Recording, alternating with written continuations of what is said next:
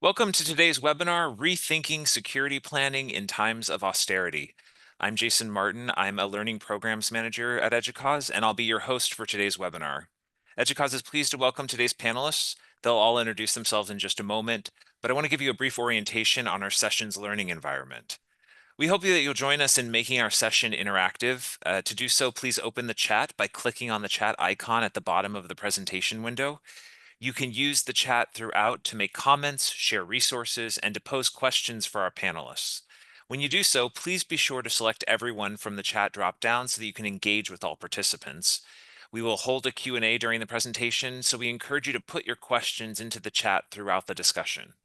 If you have any technical issues, you can send a private message to me by selecting panelists in the chat dropdown. And as always, the session recording and the recording will be archived later today on the EDUCAUSE website. Finally, the content for this webinar was developed by Vantage Technology Consulting Group, an EDUCAUSE strategic partner. EDUCAUSE is working closely with Vantage this year to strengthen the collaboration between private industry and higher education institutions and to evolve the higher education technology market. Please be on the lookout for other opportunities to connect with Vantage throughout the year. With that, thank you so much for joining us, and I'll hand things over to you, Joanna. Thanks, Jason. Good morning, everybody, and welcome to this EDUCAUSE Industries Insights webinar, Rethinking Security Planning in Times of Austerity. Today's session explores practical strategies from across the security domain to reorient traditional thinking and creatively address the toughest problems when it comes to cybersecurity and information security investments. My name's Joanna Grama. I'm a senior principal and partner here at Vantage Technology Consulting Group. I lead our higher education information security practice, where I work with colleges and universities to address complex cybersecurity policy and risk management challenges. I am joined today by four incredible panelists who bring years of experience and wisdom to our conversation. And I'd like to invite each of them to kick us off by briefly introducing themselves. Panelists, if you could share your name, institution, and maybe offer a little bit of context on what's happening at your institution regarding financial pressures, I think that'd be great. So, Kristen, can you get us started? Sure. Hi. Thank you, Joanna. Good to see everyone. I'm Kristen Eshelman. I'm Vice President and basically the equivalent of Chief Information Officer. I oversee a merged division that includes the library, IT, and institutional research, which is a nod to our focus on data strategy. Our current financial situation here is not dissimilar to most in New England and most small private liberal arts colleges. We are facing the demographic cliff. It is a challenging time for all of us up here. And so austerity is a big part of what we're focused on at the moment. We do have a good strategy for moving ahead, and I look forward to the conversation. Thank you. Thanks, Kristen. Ed, could you go next, please? Hi, everybody. My name is Ed Hudson. I'm the Vice Chancellor for Information Technology and CIO at the University of Kansas. So we're one of the Big 12 R1s, and this is really timely as later next week I have to submit our proposed budget cuts and staffing adjustments as we navigate through all of the things that are facing all of us, the name, image, likeness, and demographic cliff, and reduced funding from state institutions. So this is going to be a terrific conversation, I think, today. Welcome. Thanks, Ed. Kim. Hello, I'm Kim Milford. I am the Chief Information Security and Privacy Officer at the University of Illinois Urbana-Champaign. And just like Kristen and Ed said, it's the same sort of financial concerns, financial background. We've seen this happen repeatedly through my career in higher ed, but always there's always a new spin or a different piece. And so we are taking this very seriously. We're being very conscientious as we move forward, and optimistic as best we can be. Mike. Yeah, my name is Michael Korn. I'm an executive strategic consultant working for Joanna at Vantage. And because I'm not at a university right now, I will say that my last employer was the National Science Foundation, who's down about 30 to 40% of their staff and will be at probably 50% by the end of the year. So I'm tracking budget cuts at somewhere else right now. Thanks, everybody. So audience, you can tell each of today's panelists brings deep experience tackling cybersecurity issues in higher education. So I'm really hoping that we're having a tales from the trenches conversation today that we'll be able to share with everyone. We've structured today's webinar as a chat amongst old friends because we've all known each other for quite some time here. So while I have some prepared questions, I'm really hoping to only have to use them as a last resort for our panelists. If you have questions of the panelists during the conversation, please put them in the chat and we'll try to respond to them as we get to them. So let's start by setting the stage. Before we can talk solutions, we need to be honest about what we're seeing at our institutions with respect to revenue and investments in cybersecurity culture and institutional response. And you've sort of given us a little teaser, but I'm wondering if we could dive in a little bit deeper. Kristen, could we ask you to kick us off? And going a bit deeper into the security challenges or to the financial challenges? Security or financial challenges. Yeah. I think so in our case, we've taken a hard look at our expenses over the last decade and tracking where we think the root of the problem is. And we've done a remarkably good job of staying on average about 1.6%, but below 2% in terms of increases in spending over 10 years, which is pretty remarkable. But we've done that through attrition. We've done that, in ways that begin to sort of cut at some of the heart of operations. I think where that's helped us is in understanding that if we cut any deeper, it's going to be close to cutting a jugular, right? So for us, it's clear to our trustees, it's clear to us that the issue is a revenue issue, first and foremost, and less about cutting expenses. We can always be smarter and better stewards, and we will on the security side. And so the way we're thinking about that at the moment is really leaning on our entire IT operation to see themselves as security professionals. So our systems administrators, our folks at the help desk, we're creating new roles for individuals. And this is great for them because they have professional development opportunities to grow beyond the traditional role they've been in. So we put together with the great work of our Chief Information Security Officer, John Inglaterra, I think a really good plan for developing what we're calling a matrix security team. And I love this in many ways. It's not just a cost savings initiative for us or being able to spread the work so that we're not hiring additional security analysts, but it's just making us a better IT operation overall and injecting that culture of security throughout the division. So that's the way we're addressing it, Joanna. I'd love to hear how others are thinking about it.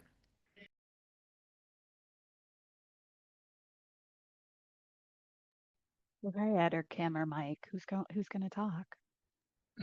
I'll jump in.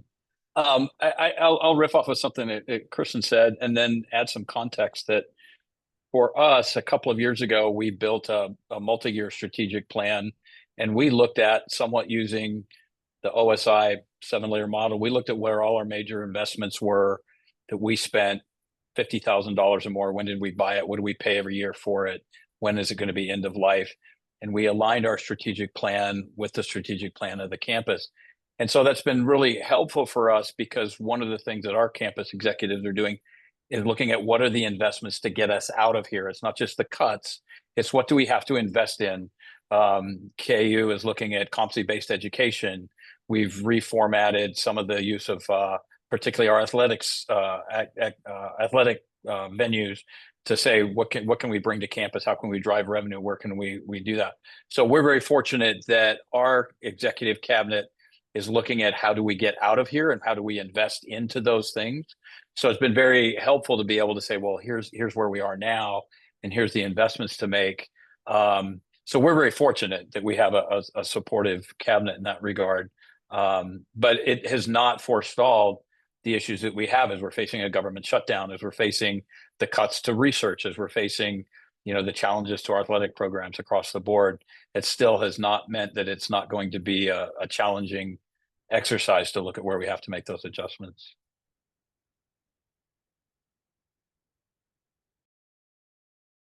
So I can jump in here. last year during our budget building cycle, so budget year FY25, we were asked by smart people in the provost office to do an exercise where we were cutting 2% of our budget, 4%, and 6%. And so that led us, because they were looking ahead, and that led us to think through some things pretty dramatically. A lot of those 6% budget reductions we actually implemented within the last year. So then this year, there were a few things happening really not related to the budget. We have the new chief administrative officer in the office of the CIO, and the director who reports to me, who's always handled the budget, was gone for the month of July. And so I had to learn how to do the budget, and so these were sort of fortuitous, that I got firsthand experience, and at the same time that we had this new CIO or CAO, I'm sorry. And so he had really great budget ideas and roles, and we all all the deputy CIOs had to learn the budget and make hard decisions. And we met twice a week, 3 times a week for hours and talked through it. And so we were each other's best partners and each other's best antagonists, right? That we came at these hard decisions together. So I'll leave it at that, but that process was very different this year. So I'd like to pick up a couple of things. I will say that when I talk to schools or CISOs or just colleagues in general, the number one concern I'm hearing is that InfoSec budgets are also on the chopping block. And CISOs are sitting here going, but the risk isn't going away just because we have a budget cut, and they're really worried about this. I did meet with a group of CIOs yesterday and asked this question: how many were cutting their security budgets in response to budget cuts? And at least the ones that were willing to raise their hand said they're trying to protect security. They may not be doing any new initiatives, any new investments, but they are trying to protect it. But the question I've got, and this is, I think, mostly aimed at Ed and Kristen, you both use the word revenue.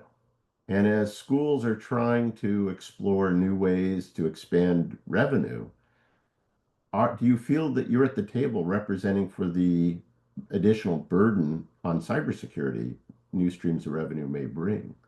And, how are you factoring that into the conversation?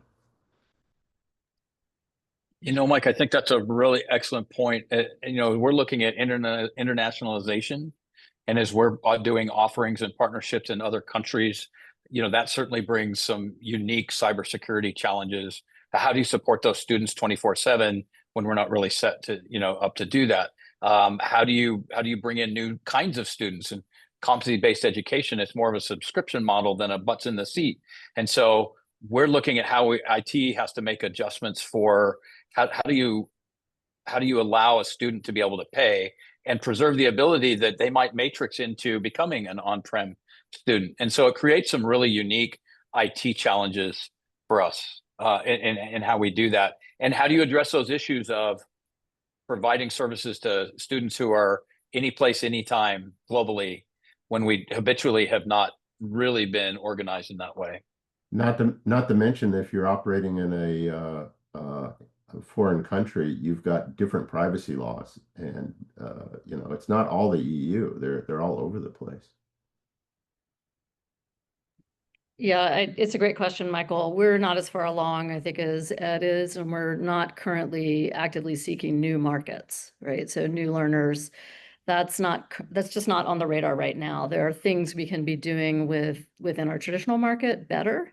So we're focused more there. So the thing that it doesn't introduce any new risk for me, it actually introduces some opportunity, is on the cybersecurity front, is for us to develop certificate programs for residential students in cybersecurity. So we're looking at that in addition to several other pathways where students come in. We employ anywhere between 25 and 50 students every year.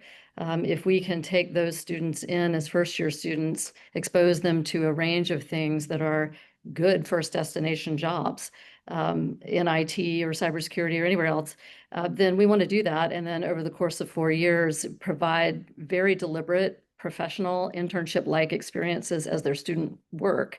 But that's more of an opportunity, and we could develop a student SOC from there. There are a lot of things we could do that would actually strengthen what we're doing with security without costing more money. That's excellent. Let me go ahead and pivot the conversation a little bit since we've talked about, we're getting to some hard decisions as Kim made it. You do have to decide what's getting funded, what's not getting funded. I think, Kim, you mentioned 6% cuts. Then on top of that, you've got inflation on all your costs. You've got staff raises. So you're really talking maybe 10% less resources to use, yet the problem just keeps expanding. So are there really things that are untouchable that you're not, that you're protecting as sacred cows? How do you approach this? And Kim, why don't we open with you and just sort of see how you dealt with this? I don't believe there are sacred cows, and I think I'll get into this more later when I'm talking about tools rationalization. But I think that we all need to be smarter. We need to think about risk, today's risk. That I'm old, so I kind of have some dated views about risk, and my staff, who are much younger than I am, keep me up to date. They're like, no, this is what we're seeing. This is how we're seeing this play out. And so, really paying attention to that, to make sure that these tools we have, and some of our licenses with our vendors for these tools are also dated. So are they still covering what we need them to cover? And so I talk all the time about risk. I talk a lot about value. What value do we get from this? And if we're not using a tool very well, is that the tool for us? If we're using a fourth of it or less than 50% of it, do we need to rethink if that's a tool for us? So we like 3-year contracts because that can usually give us some discounts. And that feels like about the right time frame for making these reviews and thinking about how these work. Is it still valuable to us? Is it still reducing the risks? Being able to show those things is huge, and we're not good at that yet. I don't think anyone is really good at that, but we are definitely moving in that direction. So that's going to help too. I thought there was something else I was going to cover. So we partner a lot with other universities in the system, and sometimes we love when we can license with all the schools because we're driving that price point down, usually because we're driving the volume up. But sometimes that can backfire. And so we had a tool that we said we're going to get rid of this tool. We at Urbana-Champaign, we're going to get rid of this tool. We don't need it. We can use something that is in our Microsoft license for it. So that was our momentum and direction. But other people weren't as comfortable about that it would be a big shock to end users. And so they really backed off that. And so we decided that our cooperation with the other schools was more important in that case than saving the money involved.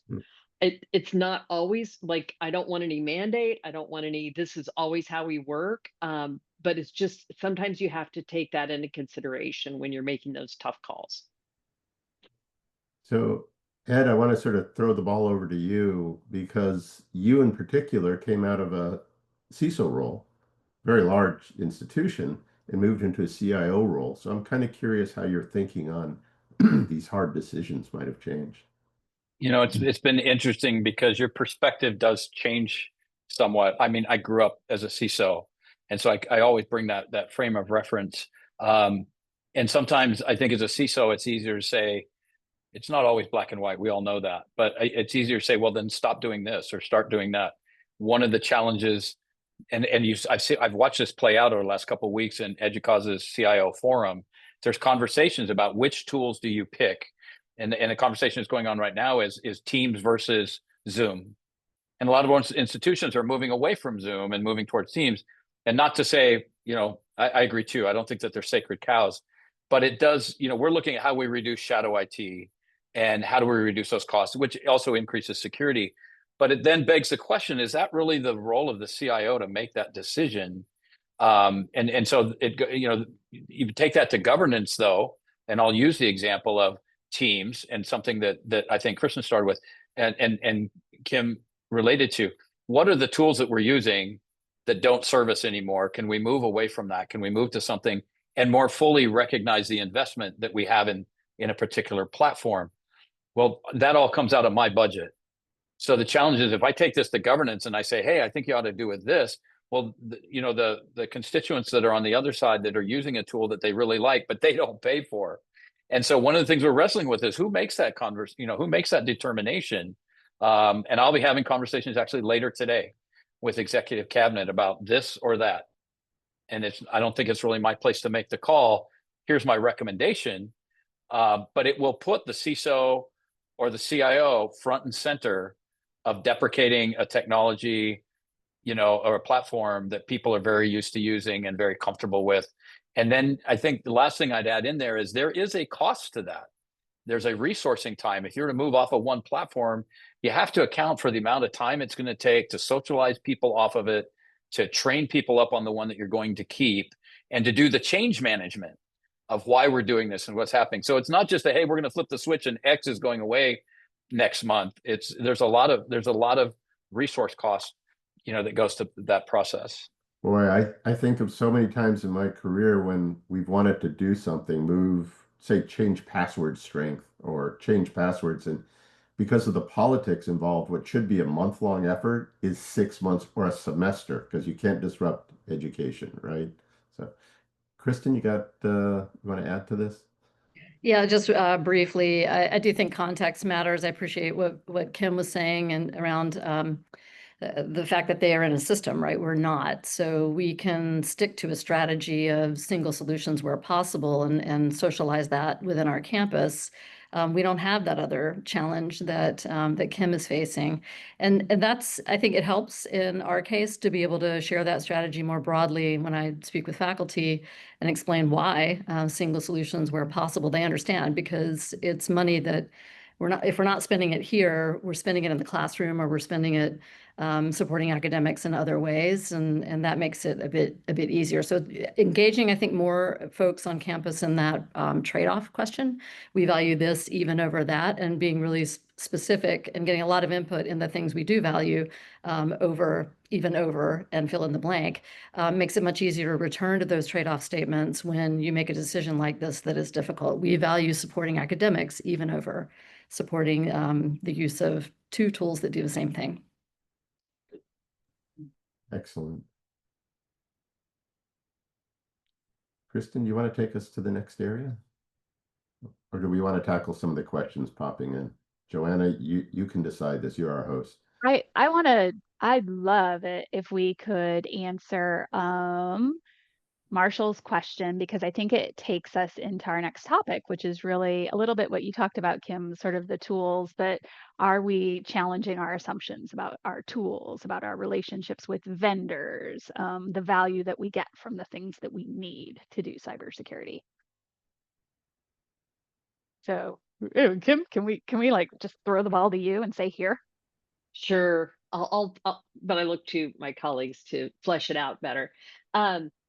So, nothing is sacred. And I set the terms in charge of, in lines with risk and value more so than, what we have to keep and what's nice to have. And that way I can have that conversation with leadership and with departmental folks constantly. It's not just a budget thing. It's, we're talking about this all the time, year round. So I can set that framework. We're also kind of evolving our risk management structures and processes on campus. So it kind of is setting the tone for that movement that we've got coming. But that way I can say, remember, we talked about one of the risks being this, a new threat, nation state actors, ghost employees. That's a big one that we're starting to understand the threat there. So I can use those and talk about that and say, do we have a tool that we can use to counter that threat? Okay. Do we need to adjust that tool? Do we need some programming power to make that better, or some SOC analysts to start watching for different things? So look at that versus we need to have this because of blah blah blah. So So that's part of it. And that tools rationalization again, which you'll probably get tired of hearing me say that. But looking at tools and saying the threats have changed. Is this tool still the tool for us that is going to take us long term?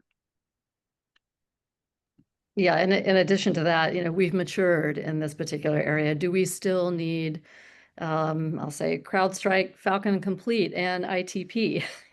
ITP was a nice to have for us. We cut that. We got great usage out of it for a year, and we use that to help with our own roadmap and maturity around vulnerability management. But did we need it? Probably not. Once we got better at that, I think looking at where you've seen the biggest bang for the buck is another area for us. Abnormal. We have a lot of tools because we have a small staff. Abnormal has been, I think, one of the best investments we have ever made in bringing down the number of potential or real incidents on campus. So that's one that has become a sacred cow for us, Kim. So we still have some, and CrowdStrike is still a strong partner. But the more we mature, the better we get, the more we're going to look at, the Microsoft tools, because we have the A5 license and we can use Defender and some other pieces around that purview and others where we're worried about data loss protection. So it's an evolving landscape, and we take a look at it each year and make sure we understand the value of what we're paying for today and how mature we are as an organization. Can we let some things go? Hey, Ed, one of the questions was how can you leverage open source solutions? And I'm curious what your institution's practice is towards open source. We can leverage what? I'm sorry, you cut How out. you can leverage open source solutions to reduce costs and minimize dependency Yeah. on proprietary vendors. It's really challenging because there's some things where I think open source is great. It doesn't give you always the best resource for support across the board, but you have to look at that and say, well, is this a tool that we can support ourselves, or that just fits us better to what Kristen was saying? We've looked at some things that we did in the past and say, well, that doesn't serve us as well, or the functionality of another platform may do an adequate enough job. I think one of the other things that is present, I won't say it's necessarily good or it's bad. In where I came from in California, I was with the Cal State University system, and each of the three higher eds there all have their own board of regents, board of trustees. And here in Kansas, we have one board, the board of regents, that oversees all of the higher ed institutions in the state. And so one of the things that this period of austerity has really brought about is breaking down some of the barriers to say, can we work collaboratively on contracts? So within my own institution, we have the med center, we have the health system, we have the sort of academic side. We've all standardized on the same firewall provider and same account team and same things there to reduce our technical debt. We've partnered with other institutions in the state when we go together on endpoints or on other technologies. The challenge, though, does also come, though, that there's different risk tolerance for each of those. KU and K-State, as research institutions, have a different risk tolerance than some of our smaller institutions who aren't doing as much research in intensive kinds of work. So when you look at like a SIM solution, the smaller institutions have found one that works really well for them, but that wouldn't necessarily scale for bigger. But still together, we can leverage the buying power of our organizations collectively, to do that. But I think there's a place for open source. I think just the more complex your organization gets and the bigger it is, it's a little more tough to find, the solution that'll fit you. So, one thing I wanted to pick up on, it was something that I was thinking about. I was listening to Kim describe the conversations with her staff about tool selection, because it's very easy to feel pressured when you're in a leadership role in an outfit to go, oh, I must make a decision around tool selection, which is a risk decision. You really need to rely on the expertise of your staff and be as transparent with them as possible about why these decisions are coming. It's challenging. You go talk to Mary, who runs your firewalls, and it turns out that Mary's identity is wrapped up in the firewalls. You know, this person thinks of themselves as the firewall person, and now you're saying we're going to have to change to a different vendor, a cheaper vendor, a not as good vendor. And that's a really difficult conversation to have, especially if they're blindsided by it. But if you engage your operational staff and let them know the range of pressures you're under in a leadership role and that the office is facing, the IT organization is facing, the campus is facing, you sort of preload that conversation. You prepare them for these difficult decisions.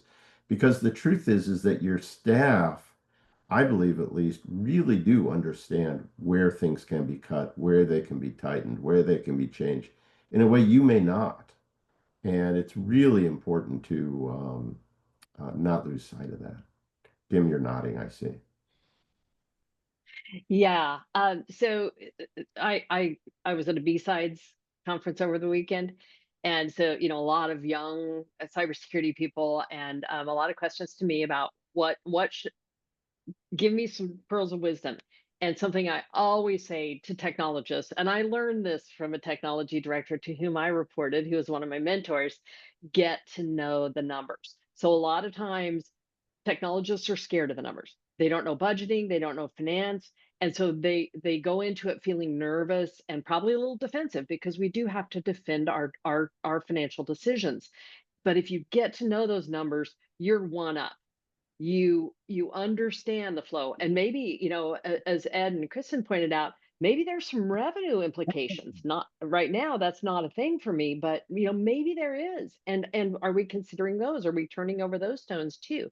So really get to know those numbers, get comfortable with it. Is it, are we $100 off? Are we $10,000 off? Because that's a big difference. And so understanding that just helps, and then they can help and be part of that decision. So we are trying to involve our managers and staff just in the basic understanding of the numbers and what it means to how we move forward. So anything you can do to help educate people is going to be a bonus for you. Oh, and I think it's on to me unless anyone else has anything on that. I lost my my cheat sheet here. Hang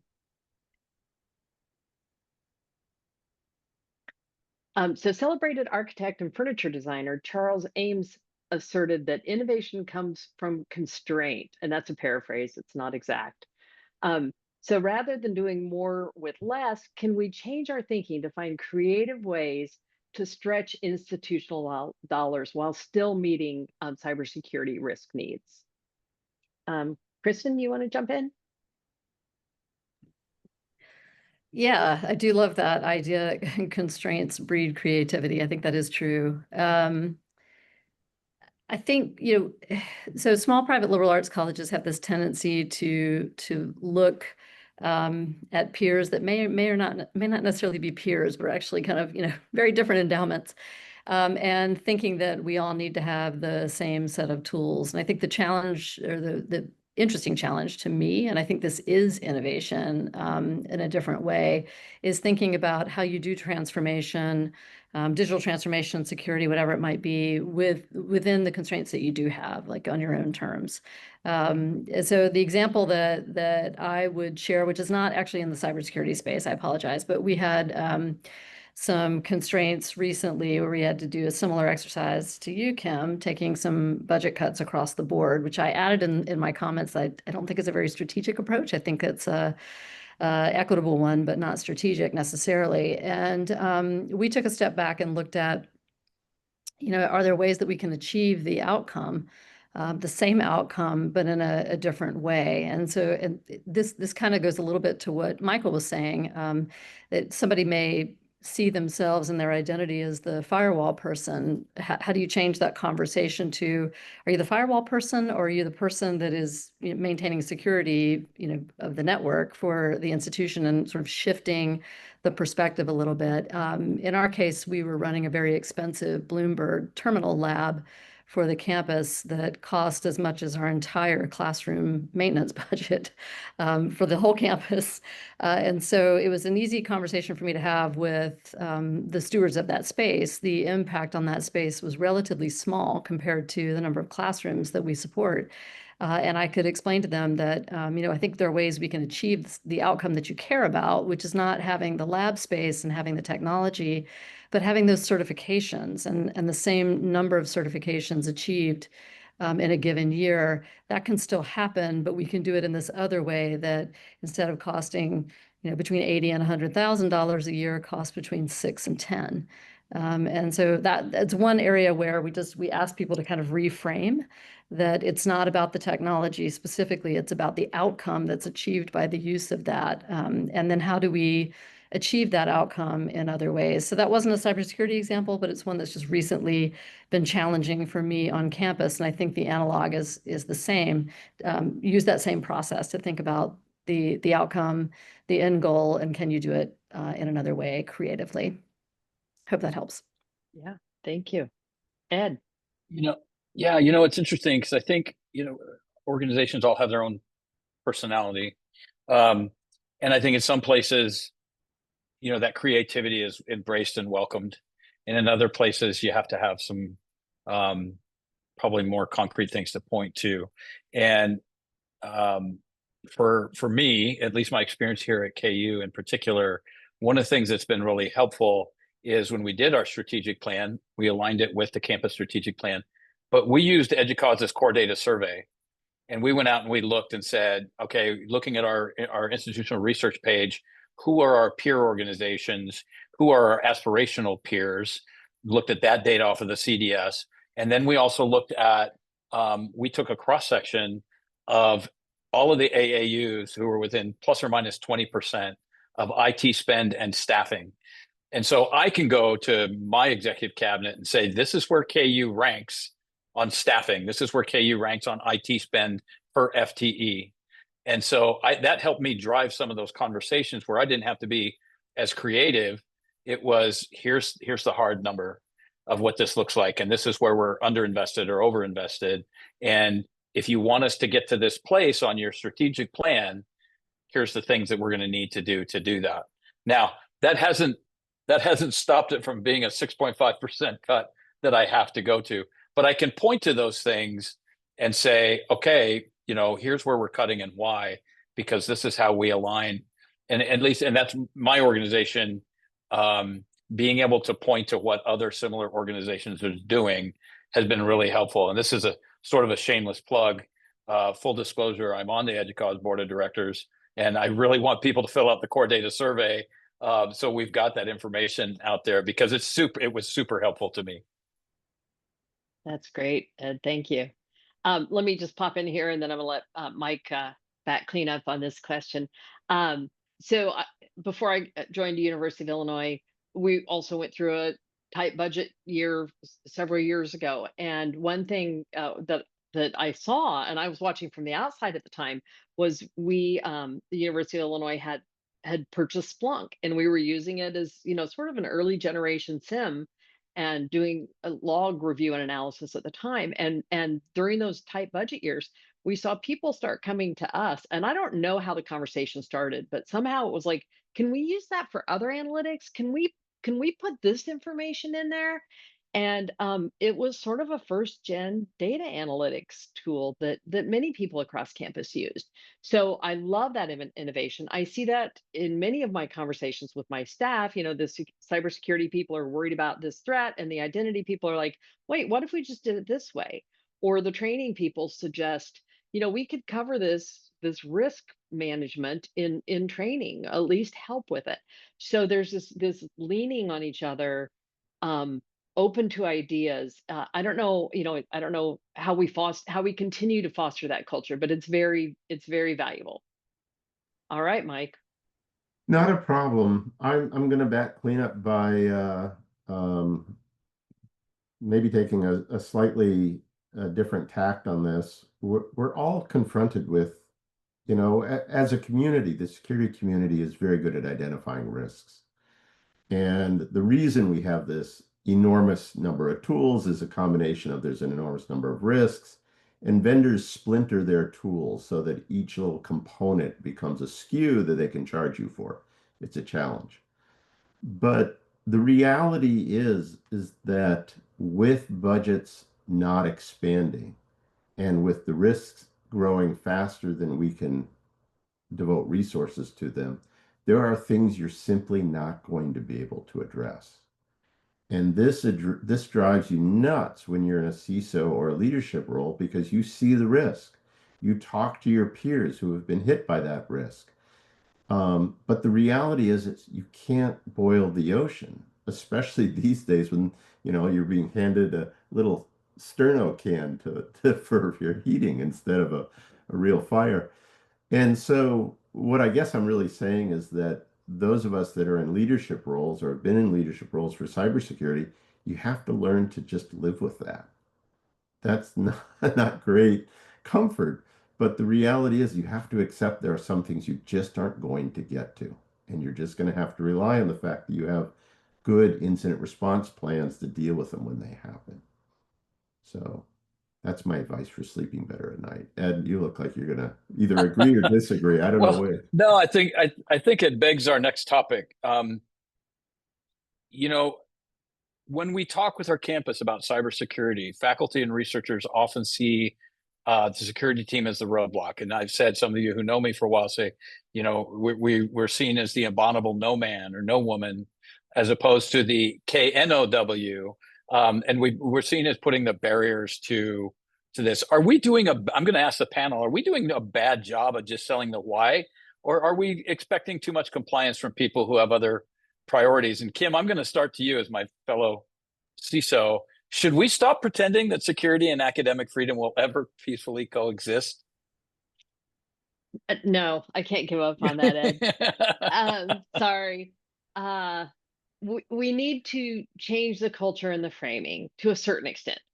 And we need to, exactly like this conversation is, realize that cybersecurity threats cost money to counter. And then, throw them back to what Michael just said. But we have to know that some risks can't be mitigated, and we just have to accept those risks. So that's a lot of ands, but because it is a complicated and complex decision, and we're making that over and over and over. So look at the risks, stay true to the risks, make sure we're providing the value for those risks is a big part of that, right? The roadblocks, a lot of that's reputational and just traditional thinking about technology in general. Technology expensive, cybersecurity roadblock, compliance needs kind of can be the boogeyman, but I really don't like having boogeymen, but we have increasing compliance needs that directly impact cybersecurity and risk and privacy. So I'll never roll my eyes and say, oh, the feds are making us do this, except to my staff. I might do that to my staff, but I don't do that to campus because that doesn't help the conversation. I agree. I might explain to them about the compliance need because they probably don't understand it very well. Sometimes I don't. A lot of times I don't, but my compliance people do, so that helps. So being able to explain that to them and talk about how that's a new area of risk for us is Right. how I frame that. That's awesome. Kristen, I'm interested in your perspective. And then Mike, I know you have a view here. We've known each other for a long time. Kristen, how does that play out at your institution?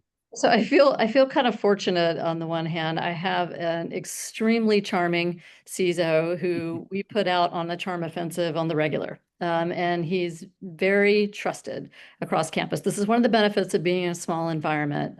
There have been times when people have been phished and they were really frightened that they had put the institution's data at risk, and he stepped in and basically held their hand through it and made them feel great about it. And he has just built a lot of buy-in for security. I can't say enough good things about how important it is that person be able to engage in the community in that way. That led us to pretty much a full acceptance on the behalf of faculty and staff for mandatory compliance when it comes to cybersecurity training, which we didn't have before. So it's now required on our campus. And if you don't do it within the time frame, we shut off your access, and no one has complained.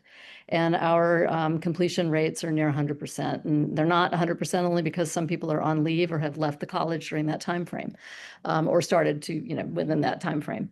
So I think a lot of it is the way he has engaged with the campus, and the other area is what Kim talked about, which is privacy. And when we hammer home, less on compliance and more on privacy, we do remind folks we have your personal data in our systems. We're doing this to protect your personal data, not just theirs, but everybody's. But I think that resonates with a lot of our community, that these are tools and practices intended to protect them personally.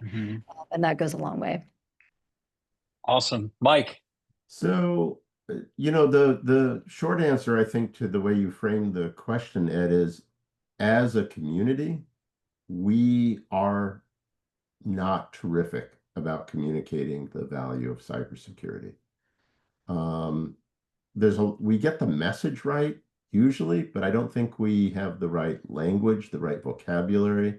I think we present it too often as a barrier, as extra things you have to do.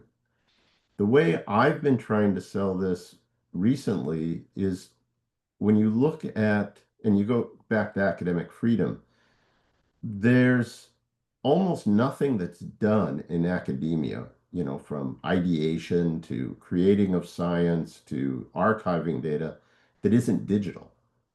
And to live in a digital world requires, if you're going to protect privacy and protect the data, requires information security practices and thinking that be embedded in it. You can't even use a Google Doc without worrying about who's seeing it. Is it configured right? Am I sharing it properly? Is the government looking at it? Because they have, the power of the courts. So, the message I've been giving to people is that we really need to think more about the style in which we talk about it, and to underscore the integral nature of information security as part of a digital universe we live in, rather than something that's layered on or a barrier in front of you. So it's a subtle difference, but I think it'll have a long tail if we get successful at it. I agree, and I agree with what Kim and Kristen said. I think it's how we deliver the message, and that not only we're protecting your personal data, we're also protecting your research data. There was an organization, an institution, last year plus ago, a little ago. They got hit with a massive phishing attack here in the Midwest, and it literally took the campus down for several days. And it co-opted a lot of their research information, and then what ended up happening is that they could not contend for some very high value research grants and things that were out there. And I know for me, my CFO came to me and said, that cannot happen, to KU. So I think a lot of it is, and we've gone to the point where we're putting research specific security people for the Med Center, because of very unique needs at the Med Center. We're looking at one here at the Lawrence campus to say, we're going to embed this. Go back to Joanna's comment a while back about Matrix, is there are very specific needs when you have research that you have to protect. And so by engaging with the researchers and saying, look, we want to help you protect your IP, and we want to help you protect your information, let us work together collaboratively to how we can do that. It goes back to that old analogy of, the brakes are on your car so you can actually go faster.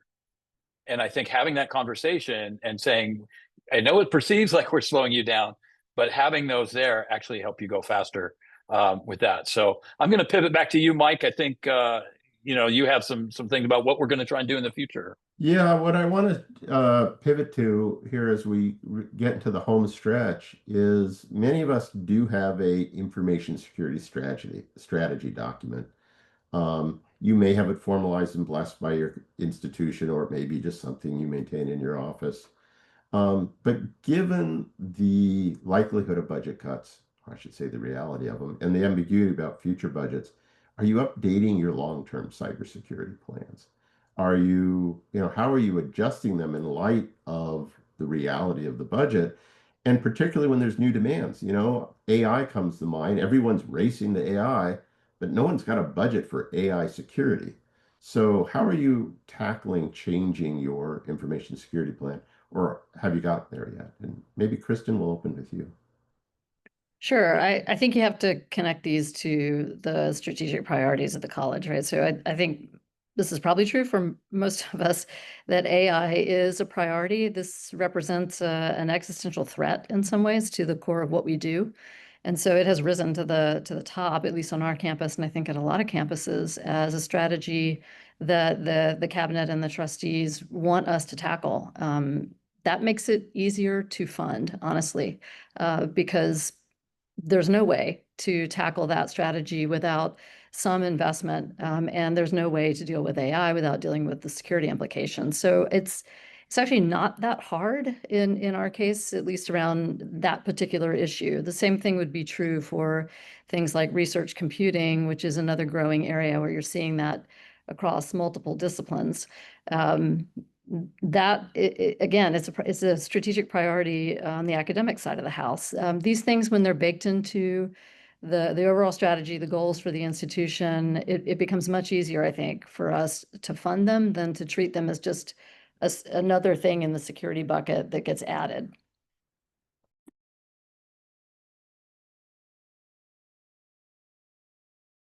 Sorry. Kim, you want to follow up on that?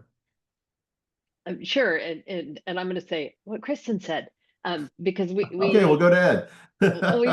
we recently kicked off our strategic plan, and AI is a piece of that. So it's nice to see that it's risen to that level, because then we can devote the resources we need to make that happen.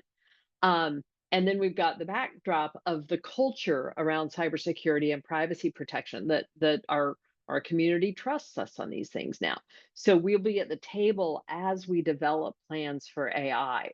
And I try not to be the boogeyman there. I'm not going to go, oh, AI is terrible. Oh, the risks are so huge. No, AI is amazing, and there's good and bad, just like there is in any technology. So, being able to have conversations and ensure protection of the things that are important to us: private data, institutional data, people, resources, ensure the protection of that while moving forward into these new horizons is phenomenal. The fact that we get to be on the ground floor of that is just so energizing. Ed, do you want to follow up on this question? I'll echo what both Kristen and Kim said, and I'll say that I think it's predicated on, you got to have a plan first so you can figure out where to go. And I know for us, we really, using free tools, we looked at EDUCAUSE's cybersecurity self-assessment, and said, when we started to build that, and said, what will it take? What's our risk tolerance in these particular areas? Where do we score? And how does that align with the campus strategic plan? How do we prioritize those things? And just said, okay, now, of course, AI comes in. And we're looking at, okay, what does that look like? Our provost and executive vice chancellor has tasked me with, how do we accelerate the use of AI administratively? How can we use this to take on more tasks? I gave a presentation last week. We're talking about the amount of information that comes at us and how that's changed over the years. In the 20s and 30s, when my grandfather was a farmer, it was 20 to 30 information interchanges to a day. Here we get the equivalent of 16 high definition movies, or 200,000 words a day that come at us. So how can we consume that? How can we deal with that? And I think AI helps. We're looking at things like, how can AI help us do HECVAT reviews for security and accessibility and technology? It's like, where can we use that? But as we said earlier, that comes with some cost, because you got to build the process around it. You got to have the right tools around it. And so, throughout our webinar, we've talked about, there's sort of some catch-22s of having to invest in some things to get to some things, down the road. And I'll turn it back over. I think Kim said she had some comments or question. I have a question, if you all won't mind indulging me for a moment, because I've heard a lot today, some musings about who should be making decisions, how should we be thinking about decisions in our technology environment. And there's been a lot of research on leaders in organizations and what are the leaderly skills that serve you best. And I'm just curious, as we think into the future for both CIOs and CISOs, and we talk about trade-offs in cybersecurity in particular, which is going to be more useful to you, technical expertise or political savvy about your organizations, or something else entirely? So if you can pull out your crystal ball and tell your colleagues what skills are they going to need coming up in the future, what would that be? And Kim, you jumped off of mute. I'll jump in. I'll try. I find that my technical skills are less and less needed in this role. And I have really, really good, smart people who understand the technology. And then they're developing their skills for how to talk to technology leadership about network infrastructure, about email protection, about endpoint protection. So they've elevated their skills so that they can keep me at the right level of knowledge, and then I can play the political savvy card. And I'm going to go back to what Kristen said. I think she called her CISO the charmer in chief, or something along those lines, right? That we have to have that. So I recently sent something to someone who's kind of lagging behind on our endpoint detection stuff. And they are not lagging behind because they're not doing their job. They have too many priorities and too few resources. It's a department, you know. And so I went to him and said, "Hey, how can we help here? How do we do this?" And so that was maybe more of a negotiation than political savvy, but sometimes that is politically savvy. What can I offer them that's going to make his work easier, so that he understands the priority and can meet that priority? So just kind of looking at different ways to think about it. Interpersonal skills definitely are a huge thing for a CISO role. Can I add one small thing, because I know we're near the end here, but the one thing I would add is, if you're at the cabinet level, and fortunately for me, I am, so I'm able to have the conversations about what the institution needs to focus on. When it comes to trade-offs, I think you can be as politically savvy, right, as you want to be, but if you really understand what the constraints are on the institution, what the institution needs to be successful in the next 5 to 10 years, it becomes a lot easier to align your decision making to that, and for that to be accepted at both your colleagues at the cabinet level, the president, and the board. Oh, that is awesome. Thank you so much. I'm going to say what Kristen just said. I mean, that was spot on. Great wrap up to that comment. I think you've talked in the past, right, about that building relationships is perhaps one of the most important things as well for you in your role as CIO. Yep. So thanks everybody. We're at the top of the hour. I've enjoyed moderating today's webinar by not doing a darn thing. So thank you. That was excellent. I hope everybody found the discussions useful as you think about your own security planning strategies. So Jason, can we turn it over to you to close the session today?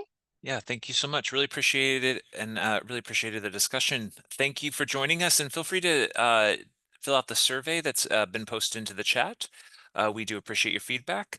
Thanks, Ed, for sending that comment. And I wanted to make sure that you all saw that the recording will be made available later today on the website. It's the same Reddit page. It's our archive page.